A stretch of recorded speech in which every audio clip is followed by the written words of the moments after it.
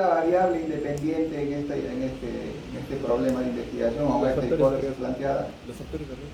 Entonces, ¿cuál es la otra variable? ¿Cuál era el problema? ¿Se acuerdan o no? ¿Cuáles son los factores de riesgo relacionados con la tuberculosis? Entonces, ¿cuáles son las variables? Factores de riesgo, dijimos. Y tuberculosis, pues, ¿no? ¿Por qué? Porque vamos a identificar pacientes con y sin tuberculosis, y en ellos vamos a identificar quiénes tienen los factores y quiénes no tienen los factores.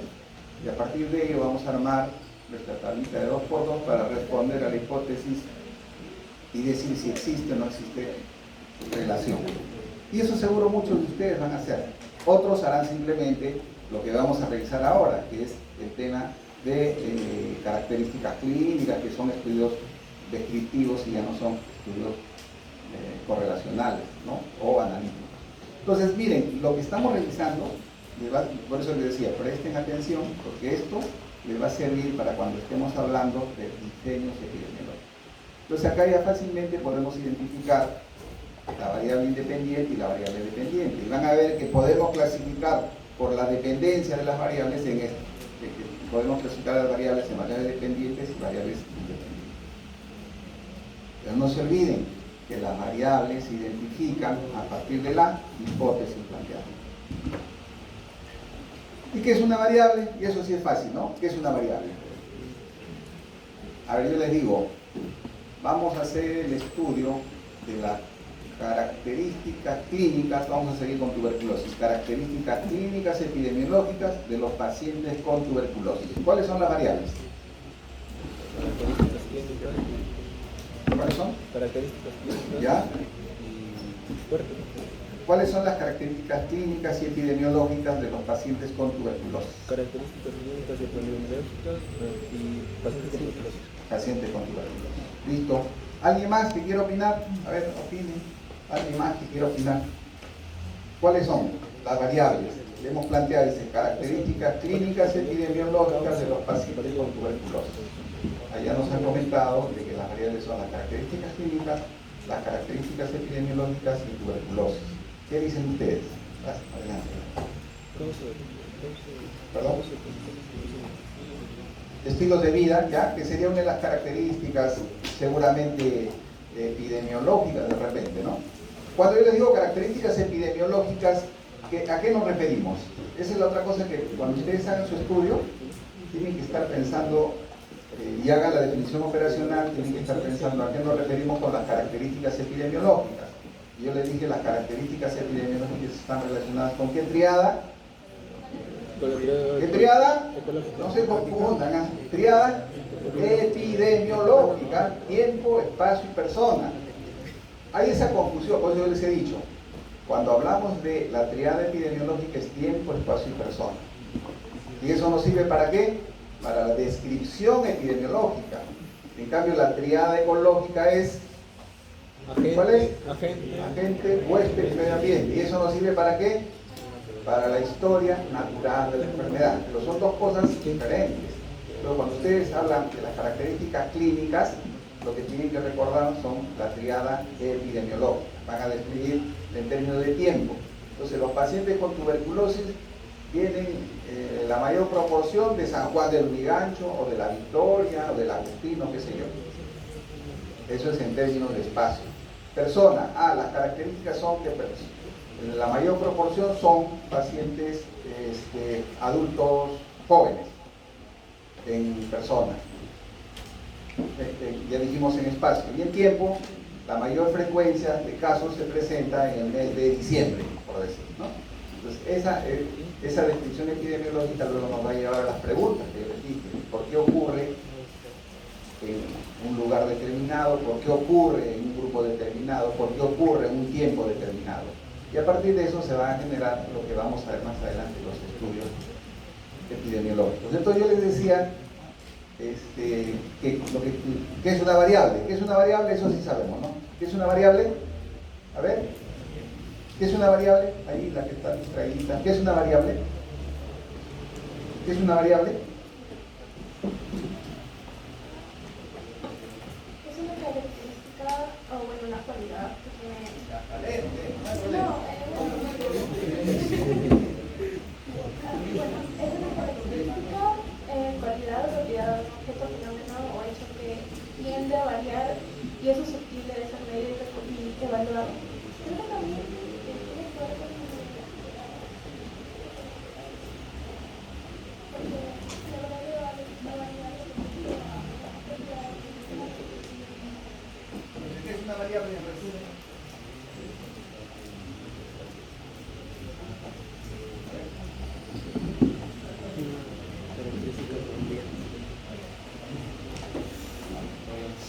cualquier característica, cualidad o propiedad que pues tiene un objeto que tiende a variar y es susceptible a ser medido o evaluado. Generalmente se suele usar en valores numéricos como en algunos cursos, como en otros cursos.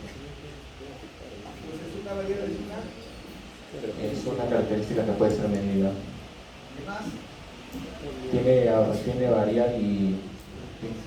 variar y pues puede tener diferentes valores entre individuos y otras unidades de estudio. Una variable es una característica que varía, vamos a decir, ¿no? Pero ¿qué cosa es que varía? Que toma diferentes valores. Eso acuérdense, ¿no? Yo les pongo acá para que ya no aprendan de memoria, pues no, si no tengan un sustento. Pero ¿qué es una variable? Es una característica, es un elemento o es una propiedad de un objeto de tener diferentes valores. Si no tiene diferentes valores, no se llama variable. Por eso les ponía el ejemplo, ¿no? Y acá va el ejemplo para recapacitar entre todos. Decíamos, características clínicas, epidemiológicas de los pacientes con tuberculosis. Miren algo que dice, características clínicas, epidemiológicas de los pacientes con tuberculosis. Entonces decimos, las características clínicas pueden tomar diferentes valores. Sí, entonces ¿es variable? Sí, es variable. Las características epidemiológicas pueden tomar diferentes valores. Sí, entonces es una variable. ¿Y los pacientes con tuberculosis pueden tomar diferentes variables? En el ejemplo que les estoy poniendo, características clínicas epidemiológicas de los pacientes con tuberculosis. O sea, van a ver con tuberculosis y sin tuberculosis en el ejemplo que les he puesto. No, entonces tengan cuidado ahí. Ahí la tuberculosis no es una variable, es una condición en quienes vamos a estudiar las variables. ¿Qué variables? Características clínicas y las características epidemiológicas. A diferencia del ejemplo anterior que les dije, ¿cuáles son los factores de riesgo, no, relacionados con la tuberculosis? Ahí sí, tenemos la tuberculosis y los factores de riesgo. Sí, te escucho.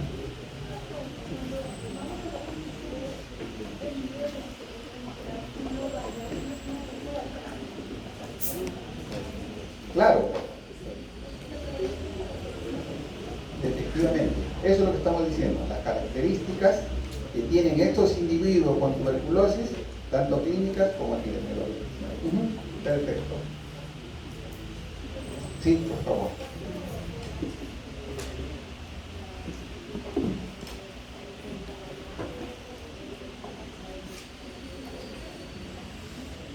Perfecto, muy buena pregunta.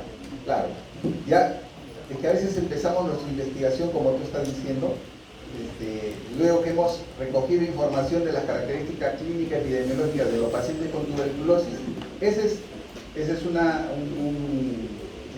investigación descriptiva. Pero a veces, a partir de ello, como comenzamos a recoger información y encontramos pacientes con MDR y sin MDR, ya volvemos esa condición que no era variable, la convertimos en variable. Y luego nuestra investigación descriptiva la convertimos en estudio analítico. Eso no está bien, ¿no? Eso no está bien, ¿no? Porque sería diferente. ¿Cuáles son las características clínicas epidemiológicas en pacientes con diferente grado de tuberculosis, por decir, ¿no? Y ahí sí ya se convierte en variable el tema de la tuberculosis. Está bien, muy bien, muy bien. Luego clasificamos así las variables, yo les decía, por la ubicación de las variables epidemiológicas, y ahí nuevamente reitero la descripción, las variables que usamos en la descripción epidemiológica. Por su naturaleza, también que son desarrollables. ¿Cómo se clasifica la variable por su naturaleza? Lo nuevo debe ser esto: ubicación de las variables epidemiológicas. Clasificación por la ubicación de las variables epidemiológicas. Pero por su naturaleza ya eso han hecho. Por la relación que existe entre ellas también han hecho. Y por la escala de medición también han hecho. ¿Cierto? Entonces esto es un recuerdo simplemente. Lo nuevo será esto: por la ubicación de las variables epidemiológicas criada epidemiológica. ¿Quién? ¿Dónde? ¿Cuándo? ¿No? ¿Cuándo? Tiempo. ¿Quién? Persona. ¿Dónde? Espacio. tiempo, espacio, persona, tríada epidemiológica. Esto de acá, por su naturaleza, ya revisado. Hay cualitativas y hay cuantitativas. Las cualitativas, categóricas, dicotómicas, politómicas. Entonces yo les voy a preguntar. A ver, un ejemplo de una variable categórica o cualitativa dicotómica. Si responden eso, han entendido, de verdad, ya, porque con eso entendieron.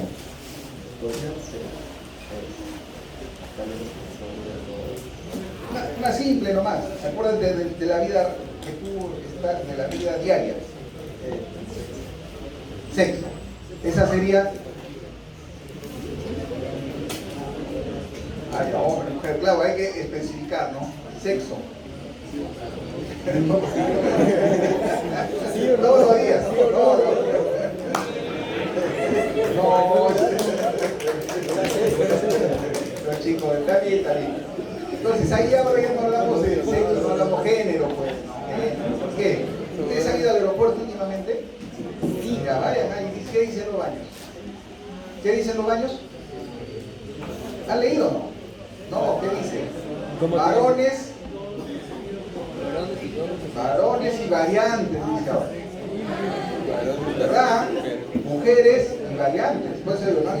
Cuando van a un sitio, revisen. Así dice ahora. El aeropuerto Se pone así. a mí me llamó la atención porque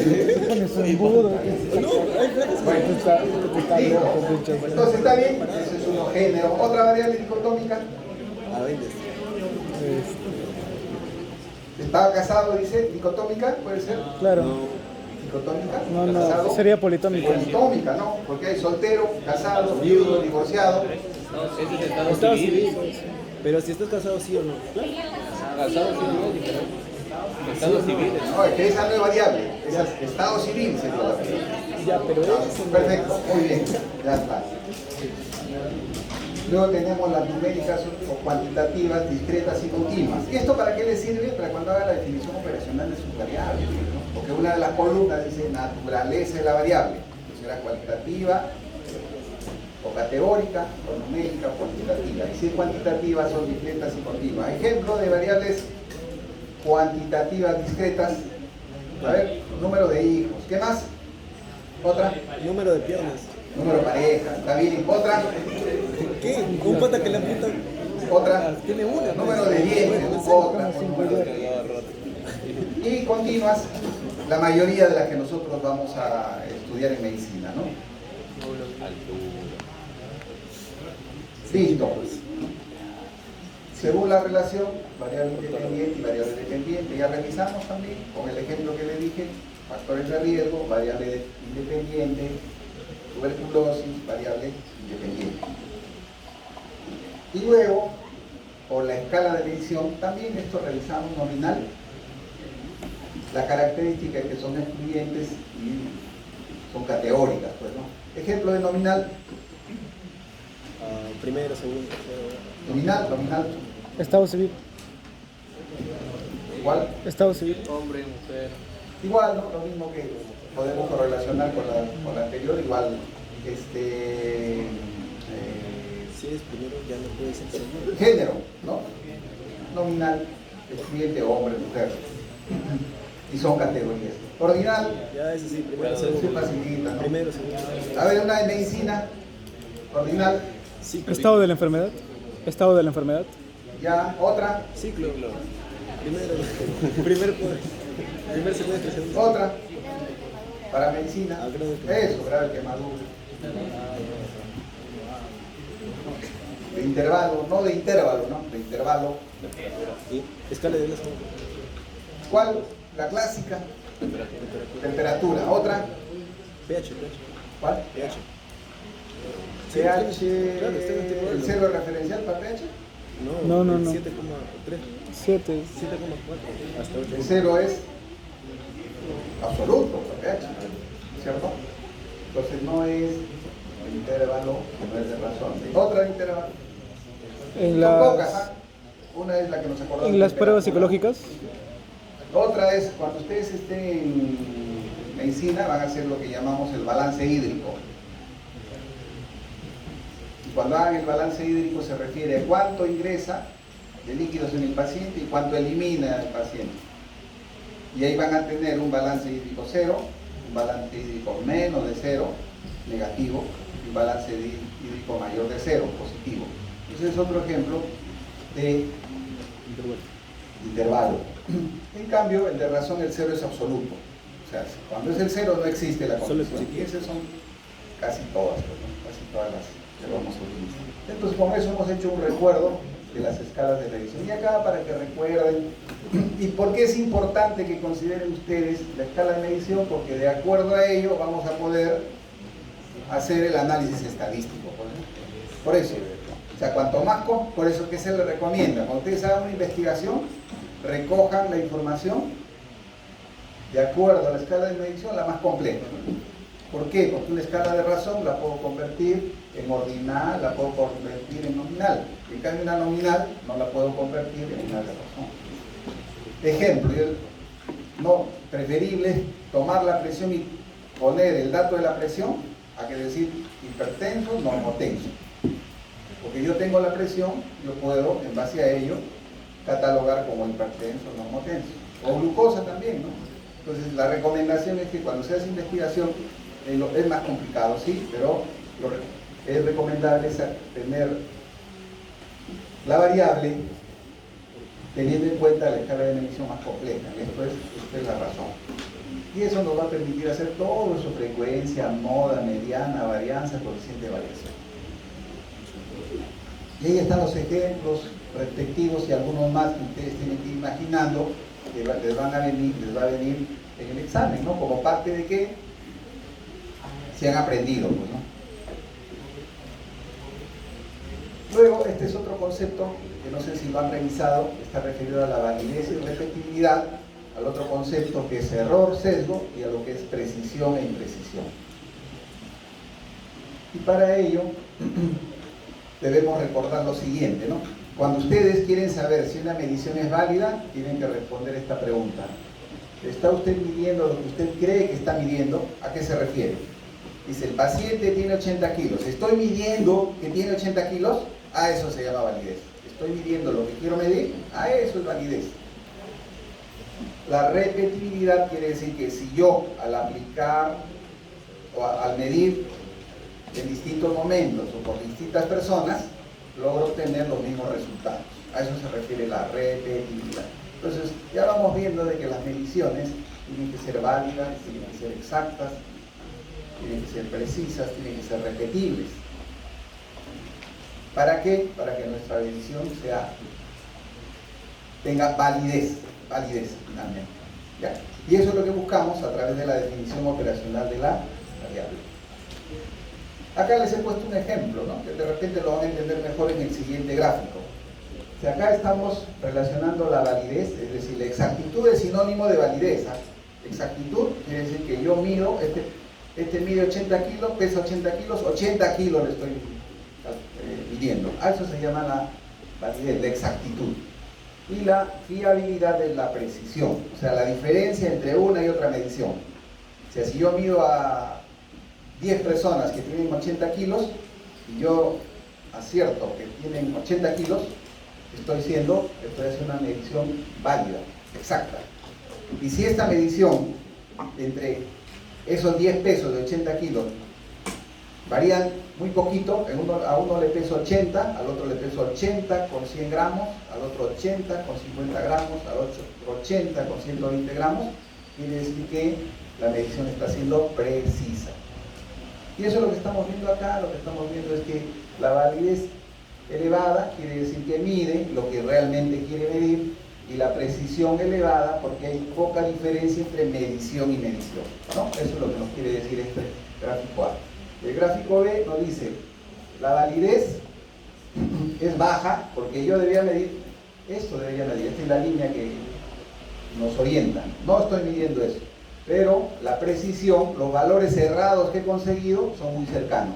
Entonces, en este ejemplo tenemos validez, es decir, la exactitud baja, y la fiabilidad o precisión alta. En cambio acá tenemos una validez alta pero la precisión, los datos, o sea, 80, pero estoy midiendo, sí, 80, 81, 84, 72, 75, pero la precisión es muy baja. Y acá la validez y la precisión son bajas. Entonces, con la definición operacional tratamos de que la medición sea válida, sea exacta, sea precisa. Creo que con esto se va a entender mejor, ¿no? Yo disparo al bull y cuando yo acierto, digo que hay alta validez, ¿cierto? Fiabilidad o precisión, miren, los puntitos están muy cercanos, entonces hay alta exactitud y alta precisión. En cambio acá, la exactitud, yo debía apuntar acá y estoy apuntando a este lado. Pero estos datos, esta medición, la estoy haciendo muy cercana. Por lo tanto, tengo exactitud baja, pero tengo una precisión alta. Acá no doy en el centro. Mejor dicho, doy en el centro, pero disperso. Entonces digo que hay exactitud alta, pero hay precisión baja. Y acá hay exactitud baja y precisión baja. Yo no sé si con este gráfico se entiende mejor el concepto de precisión y exactitud. ¿Qué es lo que buscamos nosotros? Es esto, pues, ¿no? Cuando medimos debemos de tener esto. Una exactitud alta y una precisión alta. Y así vamos a hacer que el resultado sea el adecuado. Esto es para hablarles el tema de error y sesgo, también con un ejemplo simple, ¿no? El error es la variación aleatoria. Eso es lo que estamos viendo acá, ¿no? La variación aleatoria. En cambio, el sesgo es el error sistemático. Yo pongo siempre el ejemplo siguiente. Dice, cuando ustedes van a comprar a un lugar donde la balanza está bien equilibrada, lo que va a ocurrir es error o sesgo. Sesgo. O hago la inversa. Voy a ponerles el ejemplo de la vida diaria. Pasa el que vende la fruta, ¿no? Ya no es carretilla, ahora ya no se usa carretilla, pero la modernidad pasa con su moto y su, ¿no? Así es. El viejo decía, el que pasa con la carretilla, le entiendo, no, ya ahora ya no es carretilla, así es el doctor está. Entonces, esa persona dice, el kilo de mango, por decir, está a 4 soles y él lo vende a 2.50, ¿no? Está barato ya. Uno va y cuando le pesan, le piden, dame 2 kilos. Y a todo el que le pesa 2 kilos le va a dar 1,5 kilos. ¿Eso qué es? ¿Error o sesgo? Sesgo, pues, ¿no? Sesgo, por eso le digo, el sesgo es un error repetido. Sesgo, error repetido. En cambio, el error es una variación aleatoria. Por eso le decía, cuando la balanza está bien equilibrada, sí, me va a pesar pues en uno 2 kilos, en el otro 2 kilos punto 5. Otro peso 2 kilos, el otro 2 kilos punto 3, en el otro 1 kilo 999. A eso se llama error. En cambio el sesgo es cuando hay una alteración. O el otro ejemplo, que ya ustedes no lo han vivido, antes habían, aunque creo que en algunos sitios hay, hacían disparo con unas escopetitas de aire, unos balincitos. Ya. Y eso es lo que se hacía, pues. Entonces uno cuando iba, apuntaba y nunca podía llegar eran 5 disparos, por decir, y si hacía 50 te daban un muñequito, si hacía 45 puntitos te daban no sé qué. Pero nunca se podía llegar hasta que le encontrabas el truco. ¿Por qué? Porque la mira estaba desviada. Pues. Entonces tú disparabas al bull y apuntaba arriba. ¿Eso cómo se llama? Sesgo, pues, ¿no? Estaba sesgado porque la mira estaba alterada. Entonces el sesgo es el error sistemático. Y eso es lo que tenemos que evitar cuando hacemos nuestros estudios de investigación, por ejemplo, ¿no? El error sistemático. ¿Va a haber error? Sí, va a haber error, pues, ¿no? El error alfa y el error beta. Pero lo que no debe haber es el sesgo. Es decir, el error sistemático. Bien, una vez que hemos definido qué son las variables, hemos clasificado las variables, hemos hablado de la precisión, de la exactitud, del error, del sesgo, ahora vamos a hablar de la definición operacional de las variables. Recuerden nuevamente, les reitero, la definición operacional de la variable permite que midamos adecuadamente la variable. Y al medir adecuadamente la variable le vamos a dar las características de la medición que hemos mencionado anteriormente. Y esto es otra cosa también que recuerden. Dicen, miren lo que dice acá. Indica solamente cómo se va a manejar la variable. De ahí que no hay un libro de definición operacional de la variable. De acuerdo a lo que ustedes han leído, se han empapado en relación a su tema de investigación, van a desarrollar la definición operacional de la variable. Evidentemente hay parámetros, pero no hay una pauta, dice definición operacional de la variable estado nutricional. Yo lo puedo definir de diferentes maneras, ¿cierto? Entonces no hay un libro. Y dice acá, definir operacionalmente una variable relativamente sencilla cuando hay instrumentos de medición estandarizados o cuando sus diversos matices son fácilmente observables. Cuanto más compleja es una variable, es más difícil su operacionalización. ¿Y qué variables son las más difíciles? Son aquellas que evalúan, por ejemplo, el cociente intelectual, las condiciones sociales. Esas variables son más difíciles de definir. O el acceso, por ejemplo, a los servicios de salud, o definir variables que tienen una connotación muy subjetiva, son más difíciles de operacionalizar. Y para hacer la definición operacional de la variable, yo les he puesto este esquema sencillo para que se orienten. ¿Por qué? Porque este esquema que yo les muestro se adapta para todas las universidades, todas las instituciones tienen diferentes formas de estructurar la definición operacional de la variable. Entonces, pero ¿qué es lo que no va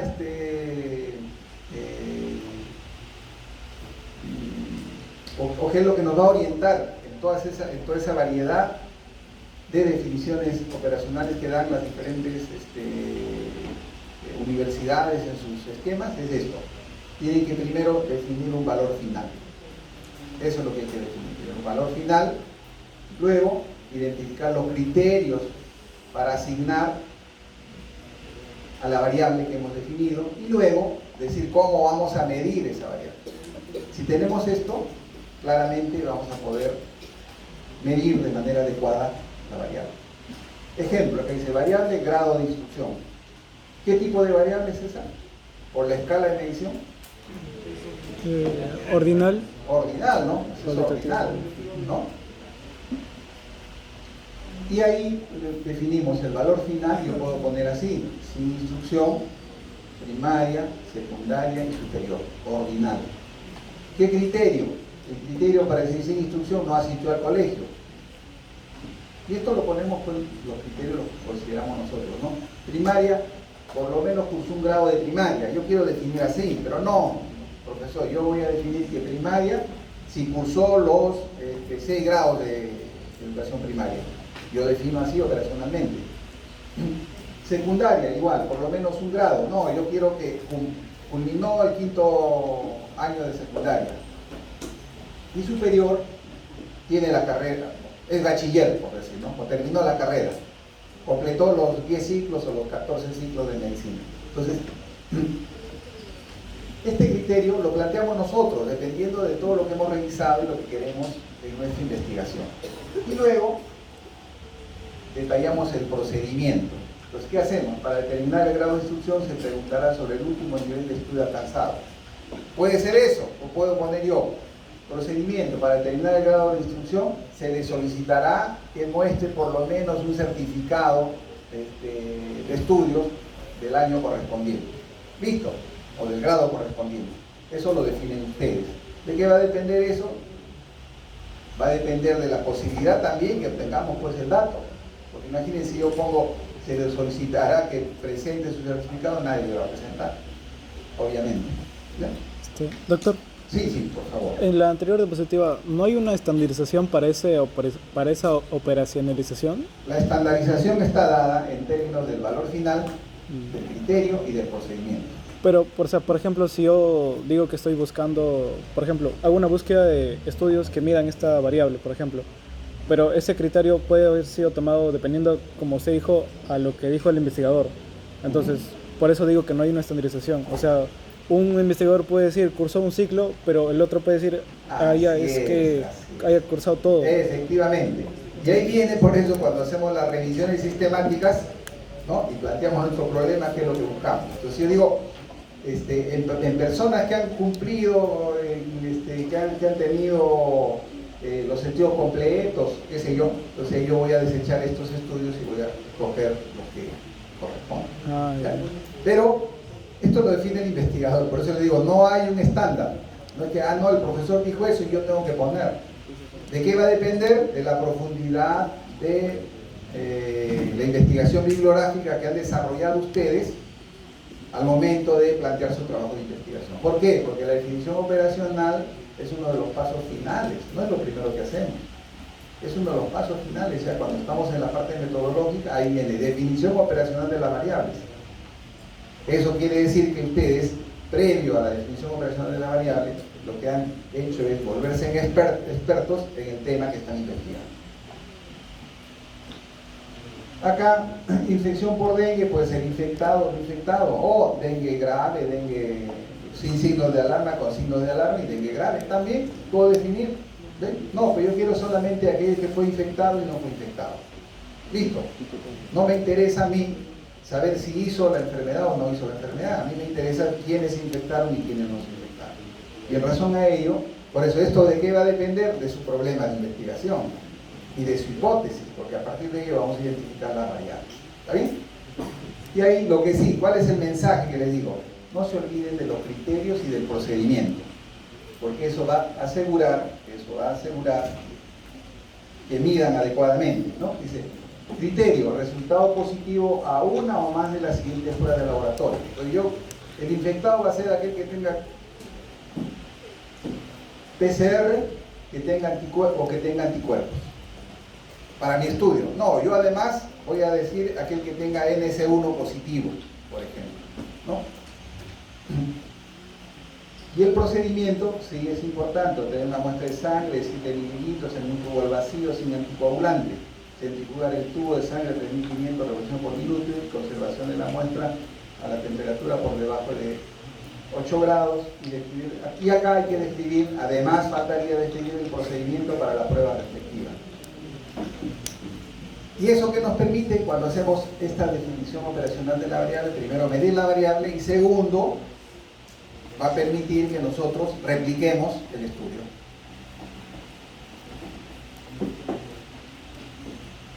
¿Y para qué sirve eso? Nuevamente, volvemos a lo que les enseñé la clase anterior, creo, y si no, repetimos ahora. Hay que tener en cuenta, sí, esto lo revisamos, pues, ¿no? Revisamos el valor de un estudio, depende de la calidad del dato y depende de la calidad del estudio. Y les dije, la calidad del dato, esto es lo que hemos hablado, de exactitud, precisión, confiabilidad, ¿no? Para lograr que un dato sea de calidad debe ser exacto, debe ser preciso y debe ser confiable. ¿Y eso cómo lo logramos? ¿Cómo logramos eso? ¿Se acuerdan? No. No se acuerdan. Ya no quieren avanzar, ¿eh? ¿Se acuerdan o no se acuerdan? No quieren, ahí está en su transparencia, o sea, ahí está. Con la definición operacional de la variable. Entonces, si ustedes quieren lograr que su dato sea exacto, preciso y confiable, tienen que hacer una definición operacional de la variable. Si no hay definición operacional de la variable, quiere decir que lo que han medido, sabe Dios que han medido. Y luego, la calidad del estudio tiene que ver con la validez y con la precisión. Y la validez está relacionada con los sesgos. ¿Qué es el sesgo? Ya dijimos, ¿no? Error Es el sistemático. error sistemático. Y la precisión tiene que ver con el tamaño de la muestra. Cuando hablamos de la calidad del estudio, el sesgo influye sobre la validez. O sea, cuanto más sesgo, menos válido. Y la precisión, acuérdense esto, la precisión, cuando analizamos los resultados de un estudio, lo vamos a ver a través de ¿qué? Eso han hecho también en estadística. ¿Cómo se determina la precisión de una medición? ¿A través de qué? ¿De qué? ¿De qué, muchachos? ¿Se acuerdan o no? Del intervalo de confianza, pues. ¿Se acuerdan? Intervalo de confianza. Cuanto más corto es el intervalo de confianza, más precisa es la medición. Eso lo vamos a revisar cuando hablemos del OR, del RR, cuando hablemos de sensibilidad, especificidad. Bien, una vez que hemos revisado esos conceptos que ya ustedes los tienen aprendidos desde estadística, vamos a hablar ahora de lo que toca específicamente a epidemiología, que es el uso de indicadores. ¿Y qué es un indicador? Es un portador de información que nos va a decir en qué situación se encuentra una población en relación a su estado de salud. Si hablamos específicamente de epidemiología. ¿Por qué son útiles? Porque nos van a facilitar el tratamiento de la información de los procesos. O sea, si yo conozco un indicador, voy a decir cómo estoy yendo. ¿Estoy yendo bien, regular o mal? También, al saber cómo estoy, voy a poder mejorar la calidad de las decisiones. Si yo digo que la prevalencia de tuberculosis es alta, me va a permitir a mí tomar decisiones de manera más adecuada. ¿Por qué? Porque analizaré el contexto en el cual esta prevalencia de la tuberculosis es elevada. Y luego va a permitir, consecuentemente, fortalecer la capacidad de gestión en la organización. Pues para eso son útiles los indicadores. ¿Cómo funcionan los indicadores? Primero, nos dicen cómo estamos. A partir de ello, teniendo esta información, vamos a poder hacer un análisis de la situación en la cual nos encontramos. Al hacer el análisis de la situación en la que nos encontramos, tenemos que definir qué acciones debemos de tomar. Y luego, tenemos que actuar. Luego de actuar, nuevamente, este diríamos es el círculo virtuoso para ver cómo nos sirven los indicadores en el proceso de mejora continua. Vemos cómo estamos, analizamos, definimos qué hacer, volvemos, actuamos y luego volvemos a ver cómo estamos y así sucesivamente. Y ahí aterrizamos en esto. Los indicadores epidemiológicos los podemos clasificar de esta manera. En medidas de frecuencia, también llamados mediciones descriptivas. Luego podemos hablar de las mediciones de asociación o llamadas también mediciones desde la perspectiva analítica, y luego hablamos de las medidas de impacto. Entonces, la clase la hemos dividido. Primero vamos a revisar las medidas de frecuencia. Las medidas de frecuencia. Y miren, ¿qué responde la medida de frecuencia? ¿A qué responde? A la descripción epidemiológica, ¿no? A la variable tiempo, espacio y persona. En cambio, las medidas de asociación, ¿a qué responden? Aquellas que nos permiten identificar las causas. Por lo tanto, la pregunta, ¿cuál es la fuerza de la asociación? Está relacionada con la siguiente pregunta: ¿por qué ocurren los eventos? Entonces, cuando yo quiero saber por qué ocurren, voy a tener que usar medidas de asociación. ¿Por qué ocurre un evento? Tengo que usar medidas de asociación. Y las medidas de asociación lo que me miden es la fuerza de asociación. Es el otro concepto que vayan recordando: fuerza de asociación. No mide la asociación. ¿Con qué medimos la asociación? ¿Con qué medimos la asociación? ¿Está bien? Entonces, con el OR, ¿está bien? Entonces, para ir aclarándoles desde hoy día, ¿no? La asociación la medimos a través de las mediciones estadísticas. Esa que ustedes han usado: chi cuadrado para variables cuantitativas, prueba exacta de Fisher, T de Student para variables cuantitativas, ¿no? Pues eso nos mide la asociación. Pero las medidas que se utilizan para determinar la fuerza de asociación son las que vamos a ver en las clases posteriores, que es el OR y el RR. Y luego hay medidas de impacto potencial, que responden qué tan importante o cuál es el impacto. O sea, dicho de otra manera, las medidas de impacto me dicen: si yo elimino el factor de riesgo, ¿qué va a ocurrir con la incidencia de la enfermedad? O cuántos casos voy a evitar de una enfermedad si yo hago una intervención sobre un determinado factor de riesgo. Y ahí, dentro de las medidas de impacto, está el riesgo atribuible y la fracción atribuible, que la vamos a revisar también en reuniones posteriores. Hablando de las medidas descriptivas, hablamos de medidas de frecuencia, y ahí tenemos la medida de frecuencia absoluta y frecuencia relativa.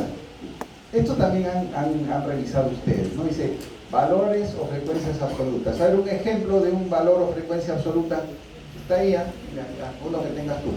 A ver.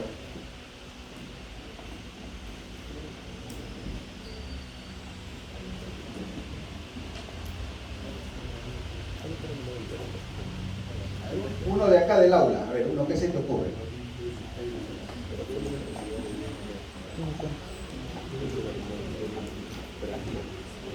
Entonces, miren, señala, miren lo que dice ahí, pues, por eso les digo, miren, señala cuántos hechos o fenómenos de salud existieron en cierta fecha o periodo en la población con números.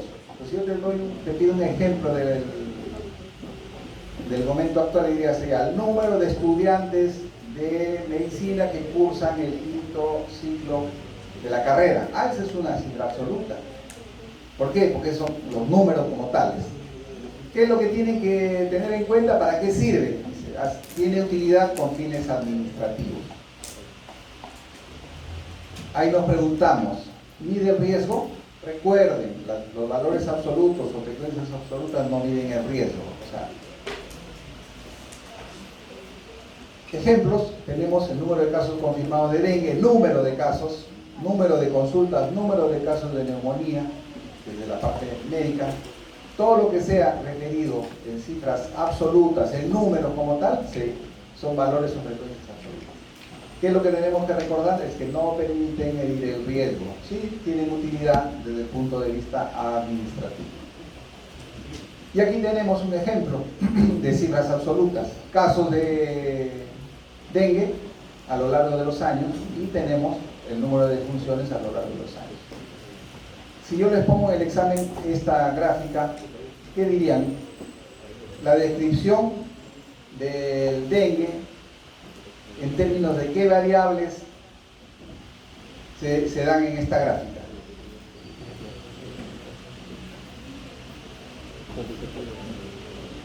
¿El caso? En términos de qué variables, entonces, ¿qué variables? Cuando yo le digo en términos de qué variables se hace la descripción epidemiológica, tiempo, espacio y persona. Esta gráfica, ¿qué nos está diciendo? Eso es lo que tiene que aprender también. Tiempo, pues. Entonces la descripción es en términos de tiempo. ¿Qué nos está describiendo en términos de tiempo? El número de casos y el número de defunciones, ¿no? El número de casos y el número de defunciones. Entonces acá la descripción se está haciendo en términos del tiempo. Esto, por ejemplo, lo vamos a ver más adelante, recuerden, porque a partir de esta información podemos calcular un indicador. A través de estas cifras absolutas podemos calcular un indicador que lo vamos a llamar más adelante como tasa de letalidad. Luego tenemos las frecuencias relativas y esto también han revisado. Proporciones, razones, seguramente los nuevos serán tasas, pero ya han revisado qué es una razón, qué es una proporción, ¿no? ¿Y qué características tienen? Todas tienen esta fórmula, también no se olviden, X sobre Y multiplicado por un factor K llamado factor de expansión. Y ahí les pongo así, dice, ¿para qué sirve el factor de ampliación K? ¿Para qué? Para poder interpretar los resultados que obtenemos. No se olviden, el factor K es un múltiplo de 10, lo que nos permite a nosotros es interpretar el resultado que obtenemos. ¿Por qué? Porque al dividir X sobre Y vamos a tener una fracción y para poder interpretar tenemos que multiplicar por un factor de expansión que es un múltiplo de 10. Un múltiplo de 10 es 100, 1000, 10.000, 100.000. Si tienen dudas, me dicen que paremos. Esto, bueno, ya es adimensional. ¿Cuál es la característica de una proporción? ¿Cuál es la característica? ¿Cuál es la característica de una proporción? Que el numerador, no, que el denominador, no, ¿qué es? Ahí dice, pues, ¿no? El numerador es parte del denominador, ¿cierto? Esa es la característica. El numerador es parte del denominador.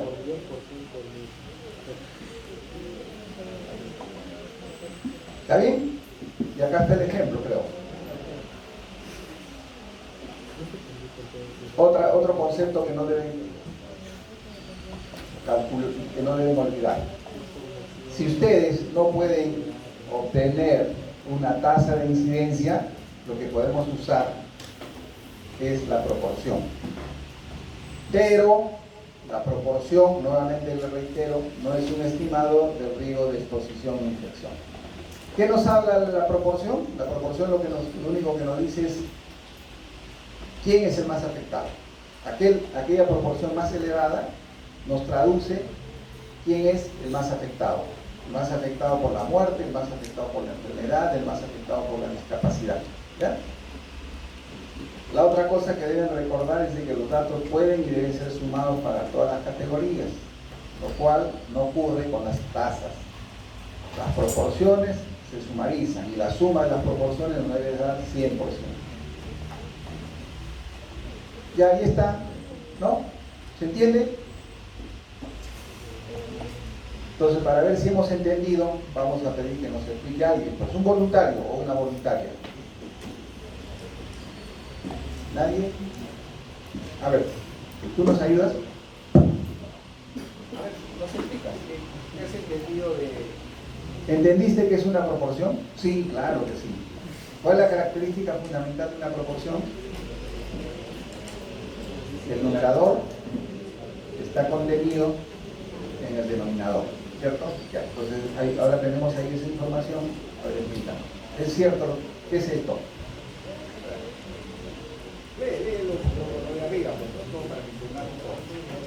Se revisan las historias clínicas de pacientes hospitalizados en la unidad de cuidados intensivos, encontrándose que 250 presentan infección nosocomial y 3.500 no presentan infección nosocomial. Con la información calculé la proporción de pacientes con infección nosocomial, con 250 y sin 3.500. Proporción 250 entre 3.500. ¿Cómo se calcula la proporción? El numerador sobre el denominador. ¿Cuál es el numerador? 250. Lo que tiene, los que no tienen sería 3.500 sobre el denominador. Listo. A ver, ¿algún comentario de alguien? ¿Todos están de acuerdo? ¿Perdón? Ah, perfecto, acá nos preguntan, el número pequeño siempre va a ir arriba, ¿ya? Una pregunta, y ahí creo que tiene un comentario.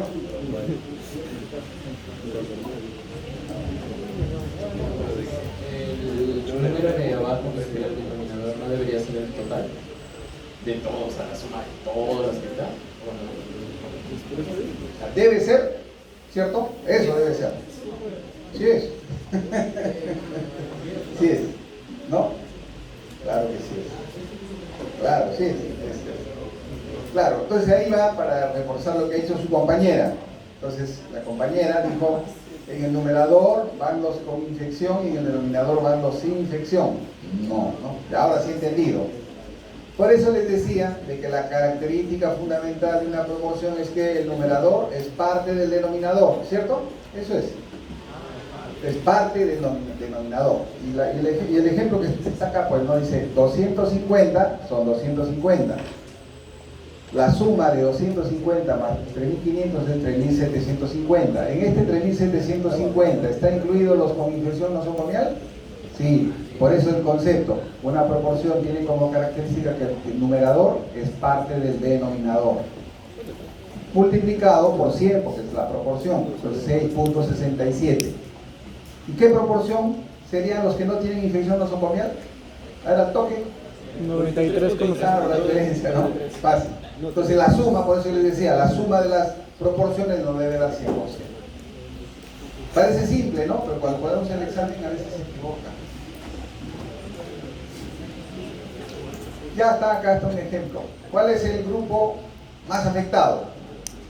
El grupo de edad más afectado por esta enfermedad. Joven, ¿no? 18 a 29 años. Entonces, miren lo que les estoy diciendo, ¿ah? ¿Cuál es el grupo más afectado? No les estoy diciendo cuál es el grupo de mayor riesgo. Identifiquen, ¿por qué? Porque ya les he dicho, la proporción no mide riesgo. El que mide riesgo es la tasa de incidencia. ¿Ya? Entonces, cuando ustedes tengan proporción, lo único que pueden decir cuál es la población más afectada, no cuál es la población que tiene más riesgo. La razón, ¿cuál es la característica de la razón? Que el numerador no es parte del denominador. Y lo que nos dijo su compañera es un ejemplo de una razón, ¿cierto? Si hubiésemos puesto, a ver, vamos a poner en el ejemplo acá. calcule la razón de personas sin infección nosocomial con respecto a las que tienen infección nosocomial. ¿Cómo sería? 350 entre 250, ¿cierto? Esa sería la razón. Si quieren también la razón con infección, sin infección, 250 entre 3500. Y ahí está el concepto que les hemos dicho, de la razón no incluye, o sea, el numerador no es parte del denominador. Y acá está el ejemplo. Dice, se comparan fenómenos diferentes, son poco utilizados, pero se utilizan. Van a ver ustedes cuando hablemos de riesgo relativo. El riesgo relativo es una razón de tasas. Razón de tasa de incidencia en expuestos sobre la razón de tasa de incidencia en no expuestos. Y en la parte médica, epidemiológica, utilizamos esto por razón de masculinidad. La tasa de mortalidad materna es una razón, no es una tasa ciertamente. El riesgo relativo, como les mencioné, es una razón de tasas. Ya está, acá está el ejemplo. Lo que le dijimos, calcule usted la razón de personas sin infección con respecto a las que tienen infección. Y hemos obtenido este valor, 14 pacientes sin infección nosocomial por 1 con infección nosocomial. Y en la parte epidemiológica, lo que utilizamos, por ejemplo, dice casos de infección VIH notificados según sexo y razón hombre-mujer. La razón es esta, ¿no? La razón es esta. Ya esto se ve en el año 2015, pero si ustedes retroceden más atrás, la razón era más baja. Ahora la razón se ha incrementado, miren, casi se mantiene a lo largo del tiempo. ¿Por qué? Porque inicialmente la infección por VIH afectaba a los hombres. Ahora también afecta a las mujeres. Por lo tanto, la razón hombre-mujer ha ido disminuyendo a lo largo del tiempo. ¿Y eso en razón a qué? A que los cambios de los hábitos también pues en las mujeres, ¿no? Que ha condicionado de que los casos de VIH se incrementen a lo largo del tiempo. Y bien, llegamos al tema de las tasas. Acá tener en cuenta estos aspectos: la naturaleza o índole del evento, el lugar de ocurrencia del evento y el tiempo o periodo de ocurrencia del evento. Entonces, ¿qué hacen las tasas? Miden la ocurrencia de un suceso durante un periodo en una población determinada, en un lugar o espacio determinado. ¿Cuáles son los elementos? Cuando se refiere a la naturaleza o índole del evento, estamos hablando si es tuberculosis, si es tosferina, si es VIH, si es influenza. Lugar de ocurrencia es el dónde, pues, ¿no? El dónde está ocurriendo. Y el tiempo. Todo eso tiene que estar de manera precisa cuando calculamos una tasa. Sí, por favor. ¿Una tasa necesariamente tiene que ser de un solo lugar o si puede compararse entre dos centros de salud? Compararse se puede, pero no puedo mezclar yo, por ejemplo, los enfermos de VIH de San Juan, del Centro de Salud Micaela Bastidas, con los pacientes de Alfa y Omega. No los puedo mezclar. Entonces sí, se puede comparar. Voy a usar la población de Alfa y Omega, de denominador, y el numerador van a ser los pacientes con torferina, ya, de Alfa y Omega. Y luego calculo y ahí puedo comparar. ¿Dónde hay más riesgo de sufrir la enfermedad? Muy bien, está bien, está bien. ¿Cuáles son los requisitos de las tasas? Miren, lugar, el mismo, periodo de tiempo en el mismo y el grupo poblacional también. Ya yo creo que ha sido respondida la pregunta en razón a la pregunta, a lo mencionado por su compañero, ¿no? Entonces tenemos que tener en cuenta esto. Tiene que estar referido al mismo lugar, al mismo periodo de tiempo y al mismo grupo poblacional. Yo no puedo poner, como les decía, pacientes con VIH de San Juan del Lurigancho con Vitarte, no puedo hacer. El periodo de tiempo también no va a ser del 2020 y 2022, tiene que ser todo del 2020. Un grupo poblacional tiene que estar referido también a la población específica, ¿ya? Y la otra cosa importante, que el numerador debe incluir solo hechos que sean similares. Yo no puedo calcular una tasa mezclando los pacientes con tuberculosis, los pacientes con VIH, los pacientes con tosferina. Tienen que estar referidos a hechos similares.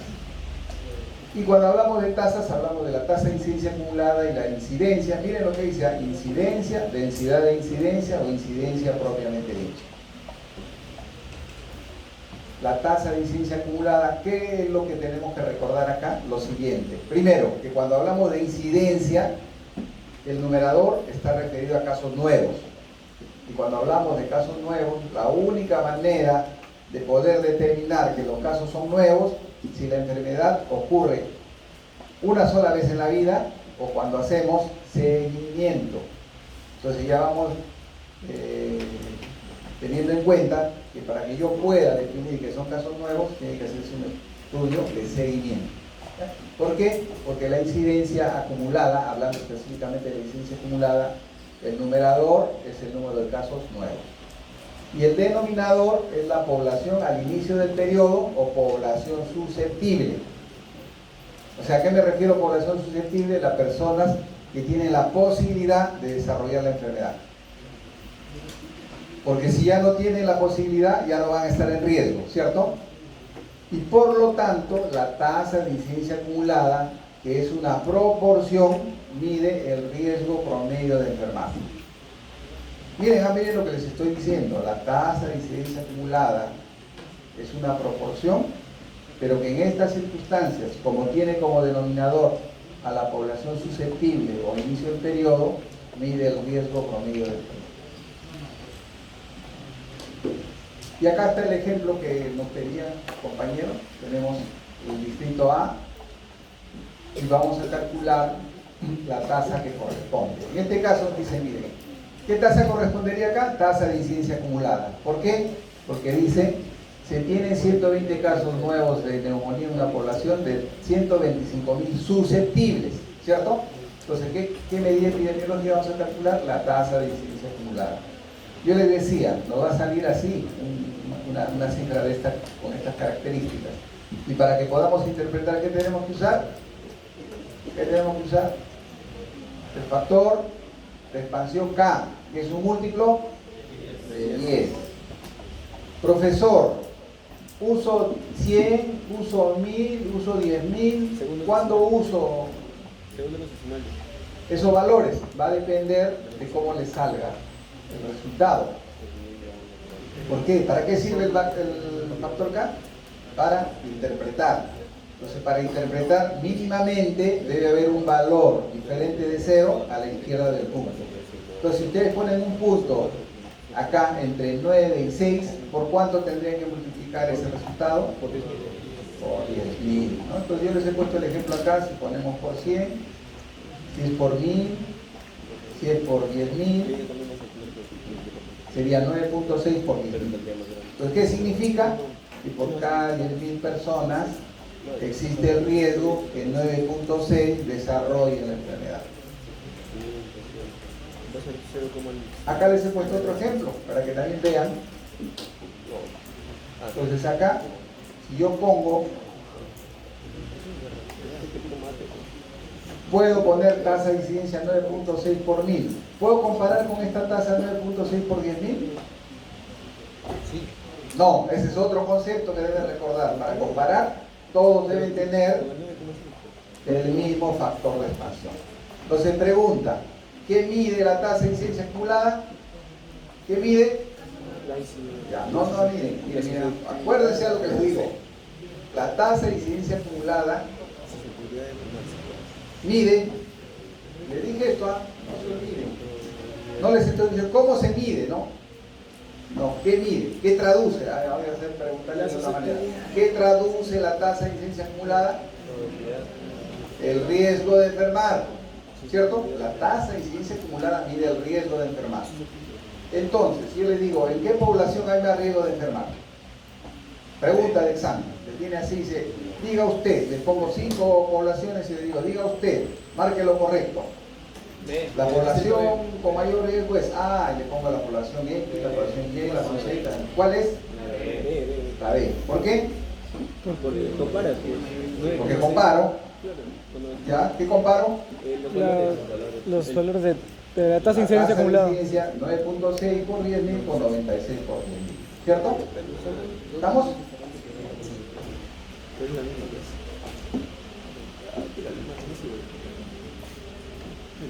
Y miren, hay el mismo número de casos, ¿cierto? Por cifras absolutas yo diría, no puedo decir quién tiene más riesgo. Entonces, para poder decir que quién tiene más riesgo, tengo que calcular la tasa de incidencia acumulada. ¿Ya? No se olviden, no se olviden. Hoy hemos aprendido tasa de incidencia acumulada. Este es otro concepto, densidad de incidencia. Es igual que la tasa de incidencia en términos del numerador. En el numerador hay casos nuevos. ¿Qué lo diferencia de la tasa de incidencia acumulada? El denominador. En el denominador es la sumatoria de tiempo, persona, observación. O sea, cuánto tiempo ha sido observada la persona hasta que enferme, hasta que muera o hasta que abandone el estudio.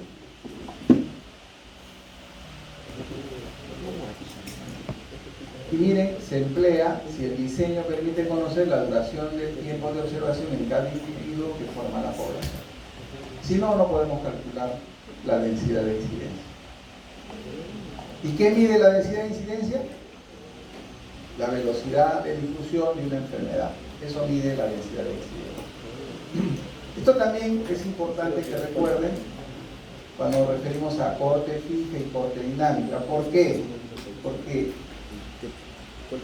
vamos a poder calcular la tasa de incidencia acumulada solo en cortes fijas. En cortes dinámicas no se puede calcular la tasa de incidencia acumulada. En cambio, la densidad de incidencia la puedo calcular en una corte fija o en una corte dinámica. ¿Y qué es una corte fija? Es aquella corte en la cual todos empiezan y hacemos el seguimiento, ¿no? En cambio, una corte dinámica es aquella corte en la cual a lo largo de la investigación van ingresando sujetos para el estudio.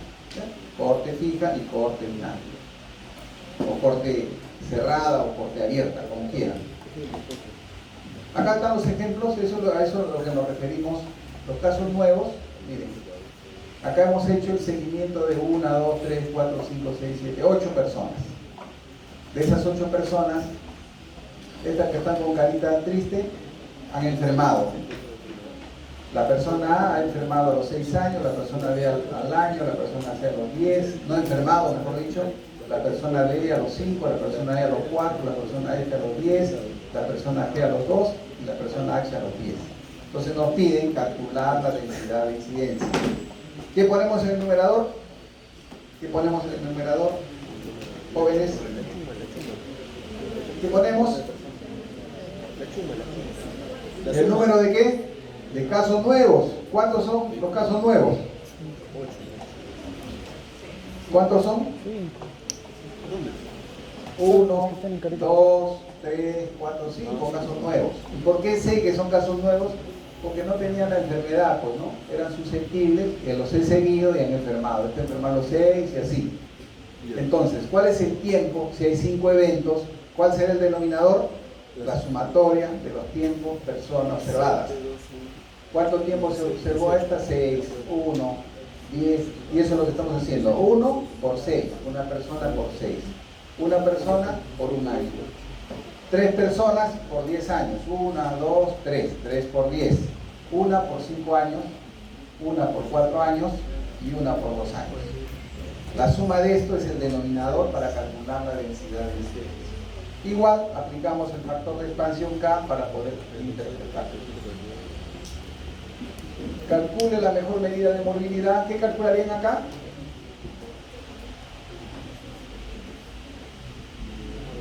Acá podríamos calcular tasa de incidencia acumulada. No, porque es una corte abierta o es una corte dinámica, ¿no? Entonces lo que calcularíamos acá es la densidad de incidencia.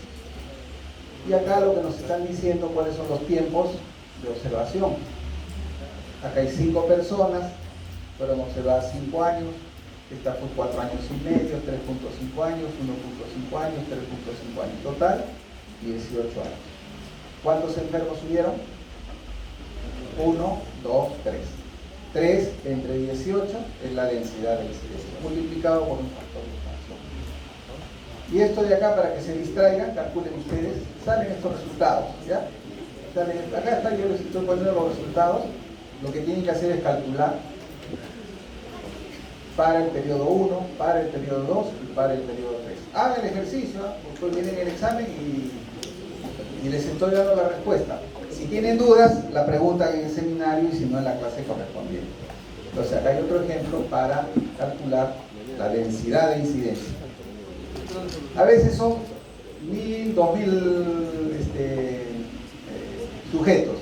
Ustedes creen que a cada uno sería imposible, ¿no? A ver, el paciente 1 a 1 año, el paciente 2, 5 años, el paciente 3, 8 años, hasta 1000, ya no. Entonces, en esas circunstancias, si por ejemplo se hizo el seguimiento de 1000 personas por un tiempo promedio de 5 años, encontrándose que desarrollaron la enfermedad 80, determine usted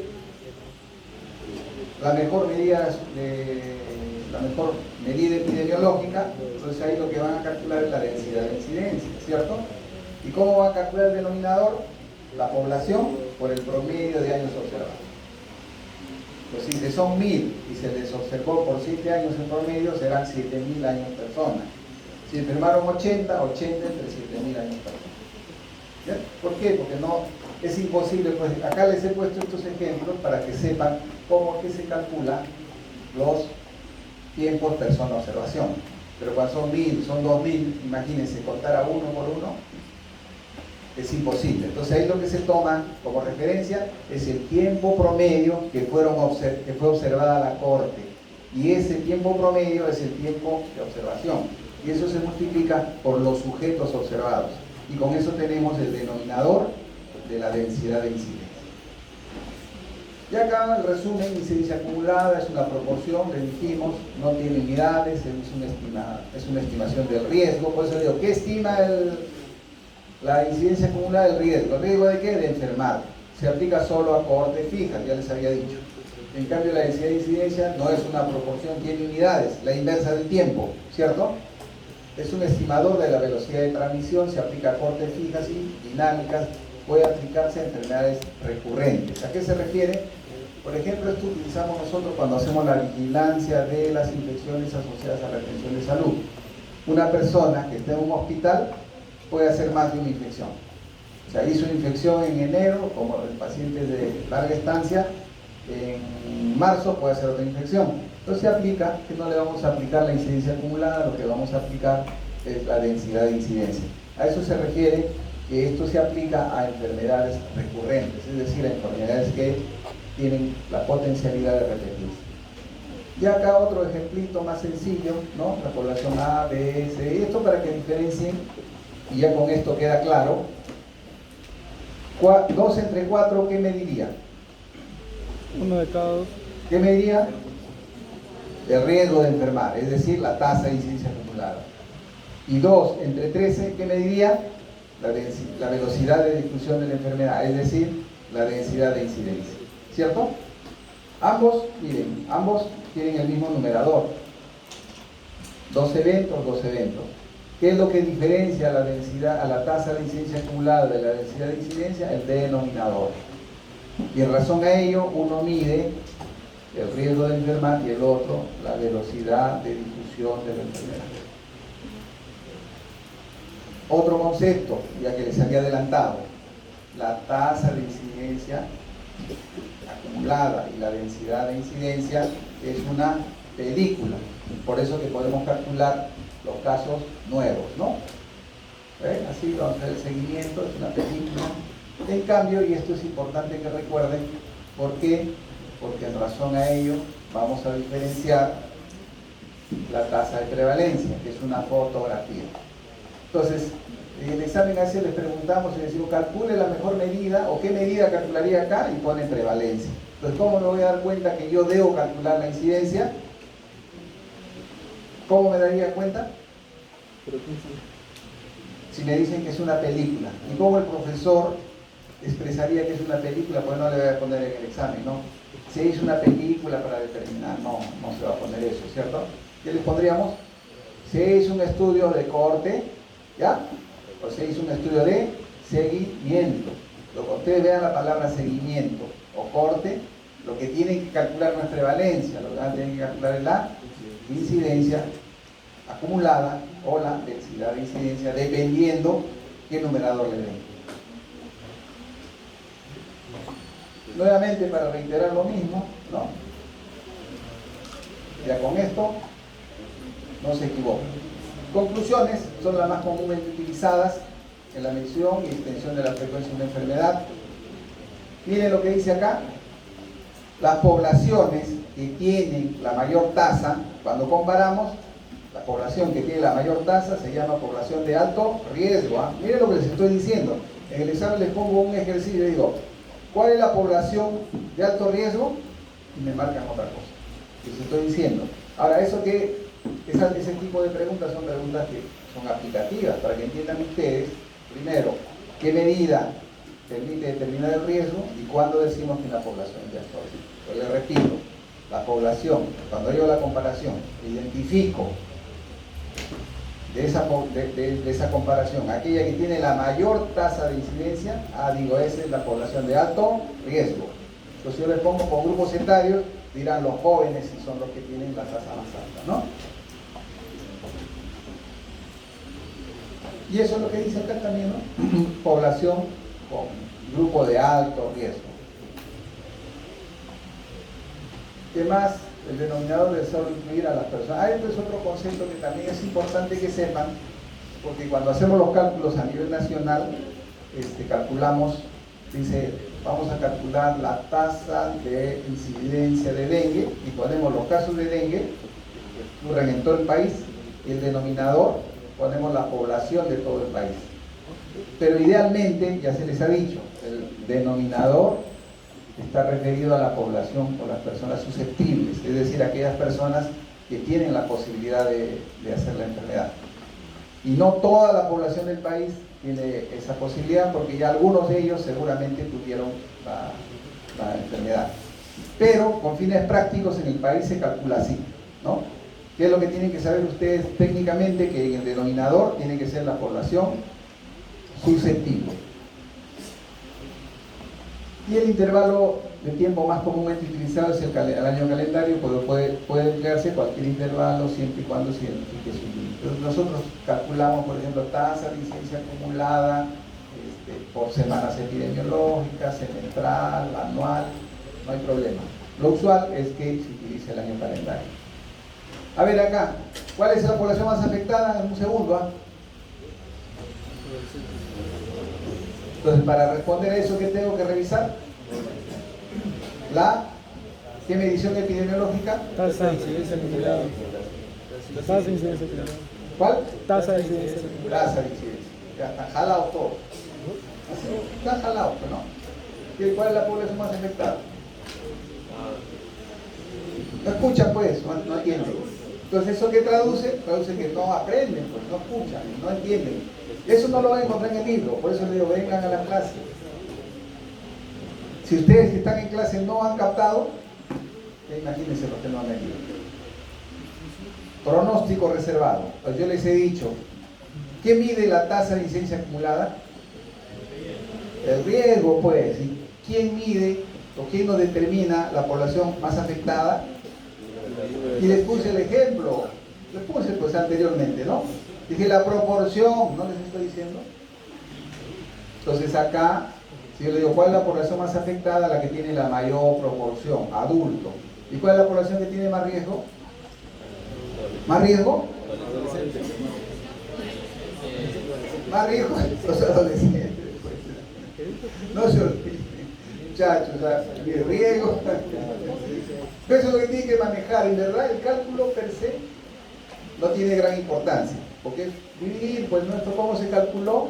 Estos 120 casos se dividió entre el número de niños de 0 a 11 años del país y se multiplicó por 100.000 habitantes.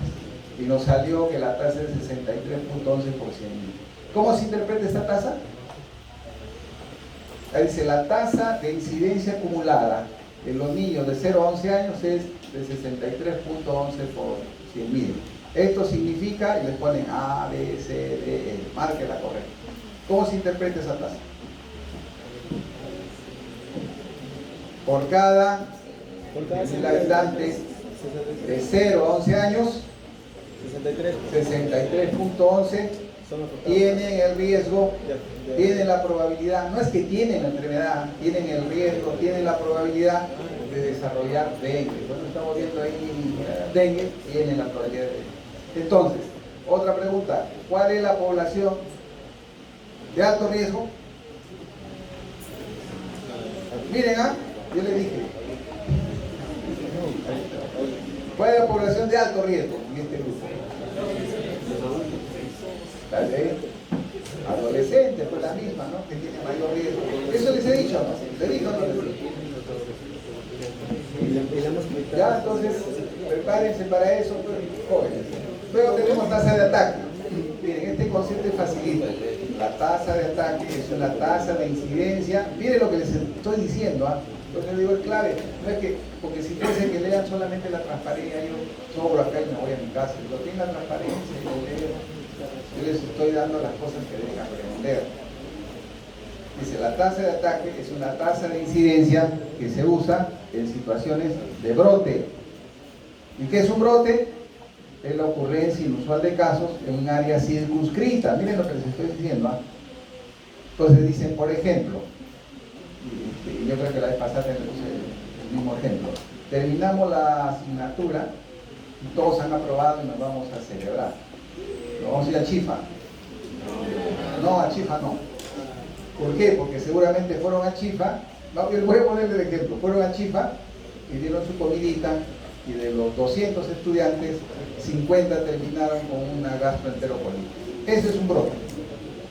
Entonces, en esas circunstancias, yo quiero saber cuál es el riesgo de enfermar de los estudiantes de medicina que asistieron a Chifa. Entonces, era 50 que enfermaron entre los 200.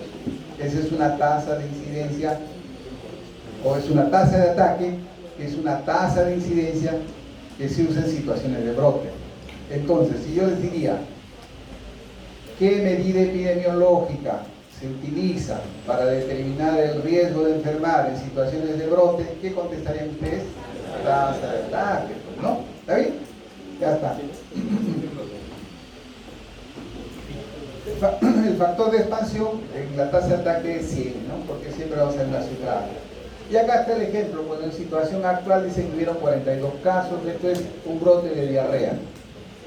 Y encontraron, y acá se hizo la investigación y se identificó que la gente fue salmonela, cuántos fueron afectados del sexo masculino, por curso de vida quiénes fueron los más afectados y cuál fue la característica clínica, ¿no?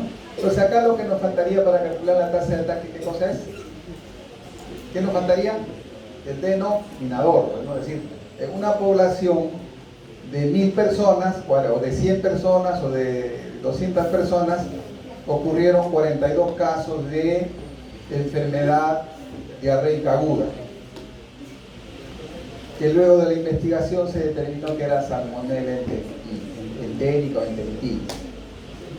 Entonces, si yo tengo 42 y mi población es 1000, mi tasa de ataque será 4.2%, ¿cierto?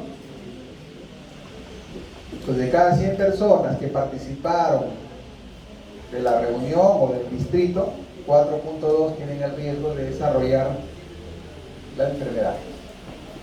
Tasa de ataque secundario es el número de casos que se obtiene como consecuencia del contacto con un caso primario, mientras el caso primario contagia.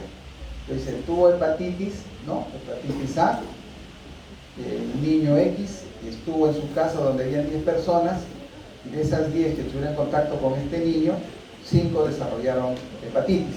Esos son casos secundarios. Por eso dice, número de casos secundarios sobre el total de contactos. Eran 10 que estuvo en contacto con este niño, caso primario, enfermaron 5, 5 entre 10, esa sería la tasa de ataque secundario, multiplicado por 100. Y esto nos mide la velocidad de propagación de una enfermedad en los contactos de una enfermedad transmisible. Me olvidaba también, ¿qué mide la tasa de ataque? El riesgo de enfermar. ¿Qué característica del microbio? A ver, ¿qué característica del microbio mide la tasa de ataque?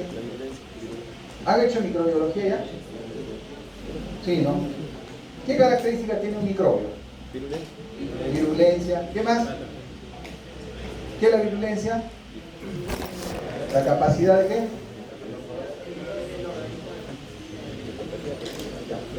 Virulencia. ¿Qué más se acuerdan?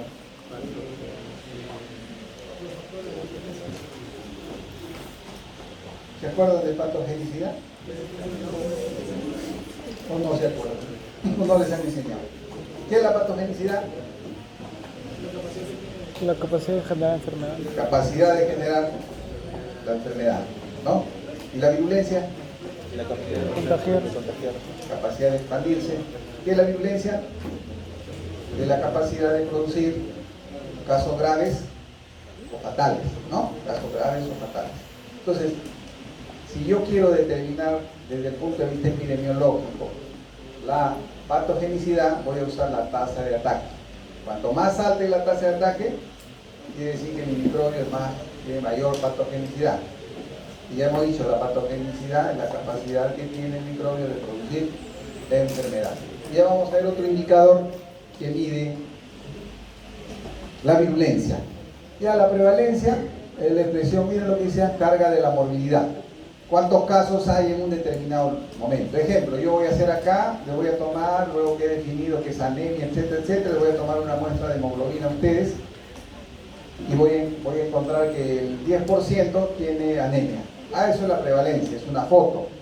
Por eso dice la expresión de la carga total de la morbilidad. A ver, jóvenes, no se distraigan, tranquilas. Hay prevalencia puntual y hay prevalencia lápsica. La prevalencia puntual indica la frecuencia total de la enfermedad en un tiempo. Lo que yo les he calculado es una foto instantánea. Eso es prevalencia puntual. ¿Cuántos casos hay en un determinado momento? Y el concepto de prevalencia puntual involucra el concepto de casos prevalentes. ¿Y qué son los casos prevalentes? Son los casos nuevos más los casos antiguos sobre la población en estudio. Entonces la prevalencia incluye el concepto de casos nuevos y antiguos que se denominan casos prevalentes sobre la población en estudio. Entonces los 10 que yo encontré, en el 10% que yo encontré acá, que eran positivos o tenían anemia, ahí hay personas que ya tenían anemia y hay personas que recién se les diagnosticó de anemia. Hoy les pongo el otro ejemplo, ya, como el curso de epidemiología es pesado, aburrido, entonces yo voy a calcular la prevalencia puntual de estudiantes de medicina que se duermen en la clase. Entonces, ¿qué voy a hacer? Yo voy a comenzar a dictar la clase y ya más o menos a la hora tomo una foto. Comienzo a contar, mira, de acá han habido tantos estudiantes que se durmieron. Y ahí está incluido el delegado, ¿no? Yo digo, oye, el delegado está incluido. Y él dice, ya soy más piña. Justo cuando empezaba a cerrar el ojo me tomó la foto. Ese sería un caso nuevo. Mientras que el que se durmió desde que empezó la clase serían los casos antiguos, ¿no? Ahí se grafica el concepto de prevalencia puntual. Casos nuevos más casos antiguos. Eso es lo que hace cuando ustedes hagan su estudio de prevalencia, de repente de anemia en su centro, así va a ser, pues. Cuando tomen la foto, van a ver niños que ya tenían la anemia y van a ver niños que recién desarrollaron la anemia, y están los casos nuevos y antiguos. Y luego tenemos la prevalencia lápsica o de periodo, y ahí lo que vamos a calcular son los casos prevalentes, casos nuevos y antiguos, y además vamos a calcular luego los casos nuevos. En el mismo ejemplo, yo les tomé la hemoglobina hoy, salieron 10 que tenían anemia, y el resto no tiene anemia. Entonces a ellos los voy a seguir hasta que termine el curso. Al final del curso les voy a tomar otra hemoglobina, a esos que no tenían anemia. Y ahí salen 5 más con anemia, esos son los casos nuevos. Entonces la prevalencia lápsica sería los casos prevalentes 10 más los casos nuevos que detecté sobre la población de estudio. Esa es la prevalencia lápsica del periodo. ¿Qué es lo que usamos más? La prevalencia puntual, ¿no? ¿Qué es lo que más se usa? La prevalencia puntual. Ahí están los ejemplos de prevalencia lápsica y prevalencia de punto. Entonces acá les pedimos, calcule usted la prevalencia de punto al 1 de enero del 24, y lo que hacen es tomar una foto, pues, ¿no? Y tenemos cuántos casos, el caso 2, el caso 4 y el caso 5, ¿cierto? Dice, prevalencia del punto al 31. al 31 tengo, tomo la foto, este salió durmiendo, este también salió durmiendo y este salió durmiendo. Entonces son el caso 6, el caso 7 y el caso 10.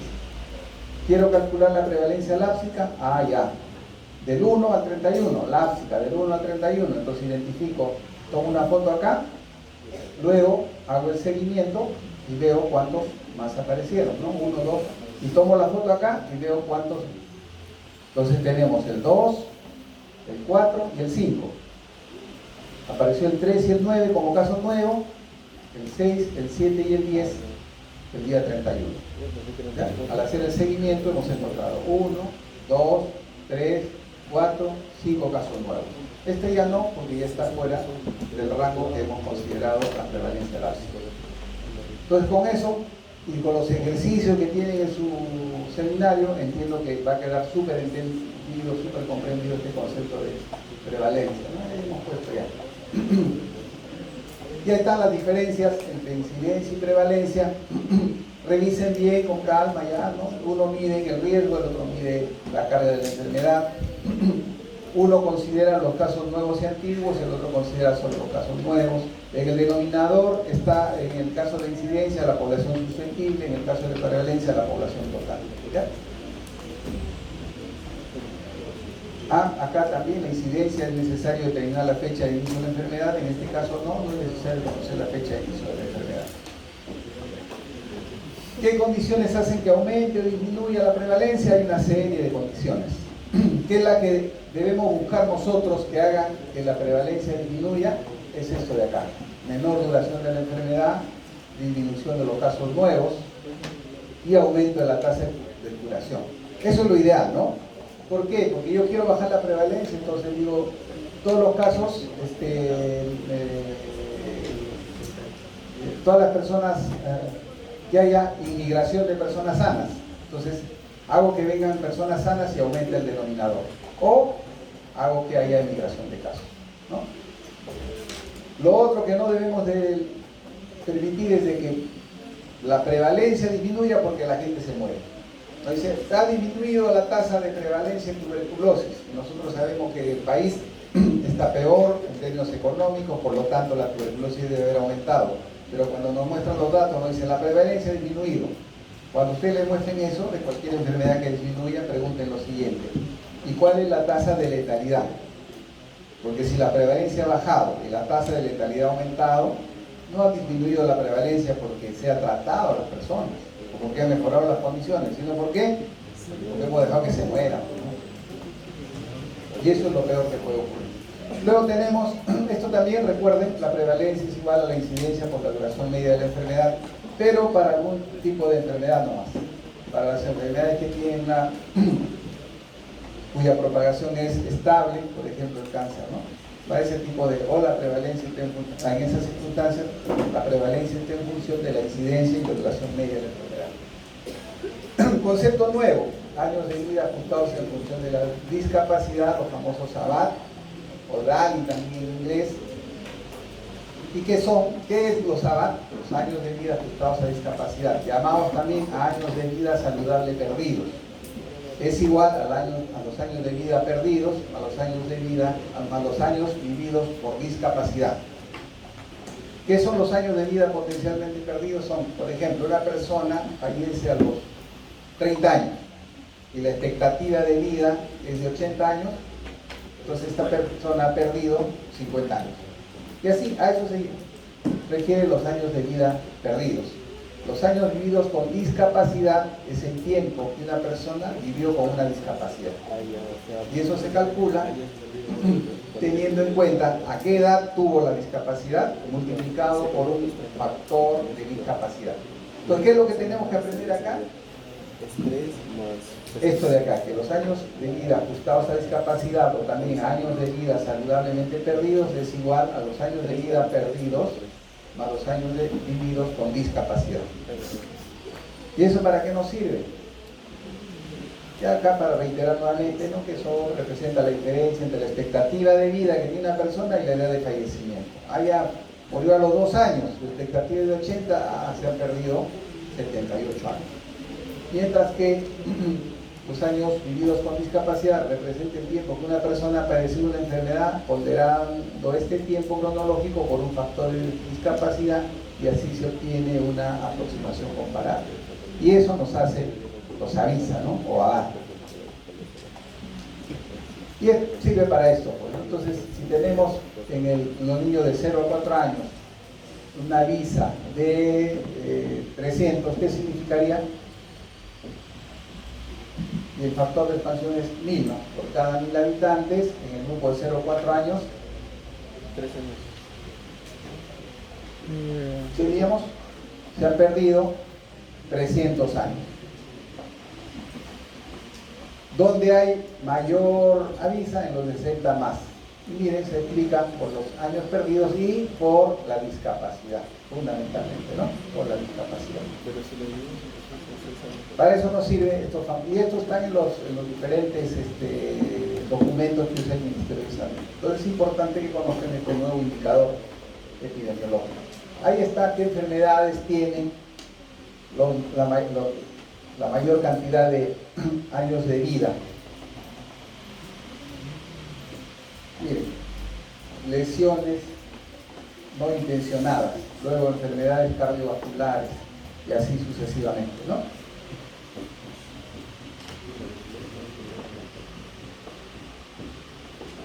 Luego tenemos la mortalidad y ahí tenemos la tasa de mortalidad, también concepto, así resumen. La tasa de mortalidad mide ¿qué cosa? El riesgo de morir. Si la tasa de incidencia acumulada mide el riesgo de enfermar, la tasa de mortalidad mide el riesgo de morir. Mide el riesgo de morir. Igual es lo mismo, ¿no? Lo que sí hay que recordar que cuando se trata de tasa de mortalidad bruta, el factor de expansión es 1000, y cuando se trata de tasa de mortalidad específica, el factor de expansión generalmente es 100.000, ¿ya? Eso es lo que tenemos que recordar. Ahí está tasa de mortalidad general y tasa de mortalidad específica por edad, por grupo etario, por tipo de enfermedad, y el factor de expansión generalmente es 100.000, en cambio la tasa de mortalidad bruta general es el factor de expansión es 1000. Ahí está, cuál es la tasa cruda de mortalidad, cuál es el factor de expansión de ella. Esto calculan pues jóvenes, ¿no? ¿Qué mide la tasa de mortalidad? Ya lo saben, el riesgo de morir. ¿Cómo se calcula? Se calcula dividiendo el número de muertos entre la población a mitad de año. Tasa de letalidad. ¿Qué mide la tasa de letalidad? Les dije, la virulencia. La virulencia de un microbio se determina a través de la tasa de letalidad. ¿Y cómo se determina la tasa de letalidad? El número de muertos por una determinada enfermedad entre el total de los enfermos por esa enfermedad. Si han habido 1000 personas con tuberculosis y han muerto 30, la tasa de letalidad será 30 entre 1000. ¿Qué no mide? El riesgo de morir por una determinada enfermedad. ¿Cuál sería la tasa de letalidad por dengue en este caso? A ver, rapidito. Lo más fácil es calcular, ¿cierto? 28 entre 24.981 multiplicado por 100, esa es la tasa de letalidad. A ver, acá dice cuál es el departamento donde hay mayor riesgo de morir por dengue. La Libertad, ¿cuánto tiene? No hay más, todavía uno. Así, 3.63 tiene la Libertad, ¿cierto? 3.63. ¿Cómo calcularon esto? ¿Cómo calcularon esta tasa? A ver, número de muertos entre población total. ¿Así se calculó? No. ¿Cómo se calcula? Número de muertos entre... ¿Cómo se calcula la tasa de letalidad? Número de muertos entre el número de enfermos. Número de muertos Entre el número de enfermos. entre el número de enfermos, pues, claro. Entonces este 4 entre el número de enfermos que han habido. Eso es lo que tienen que aprender, pues, ¿no? Y luego interpretar. ¿Qué significa una tasa de 3.24? Una tasa de letalidad.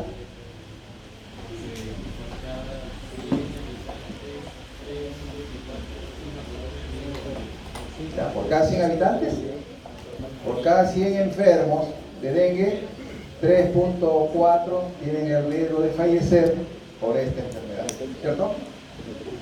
Entonces no confundan tasa de letalidad con tasa de mortalidad.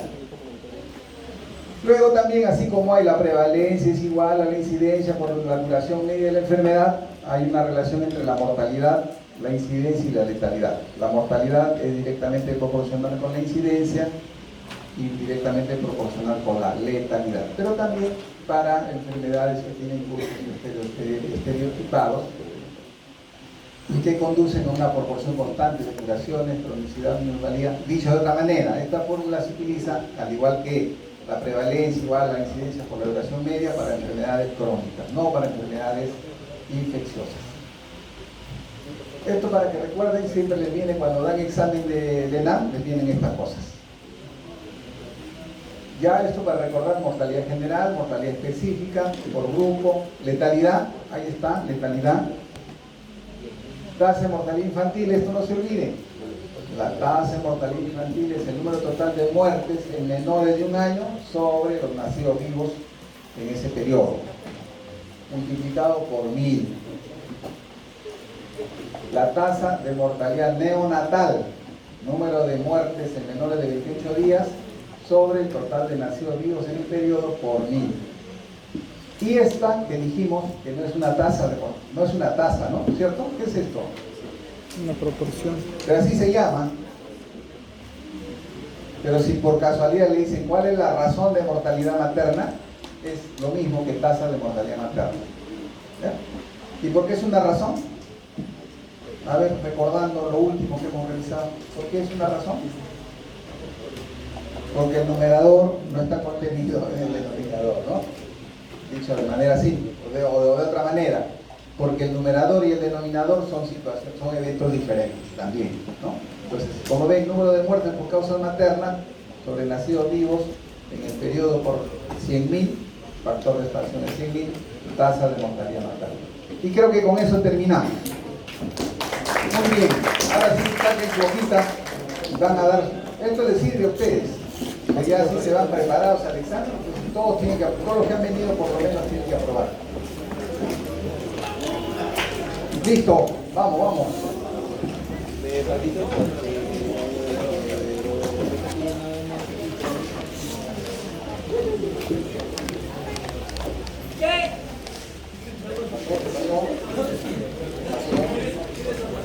Póngale sus nombres, apellidos, DNI, firma, le dije, ¿no? Nombre, apellido, DNI, firma.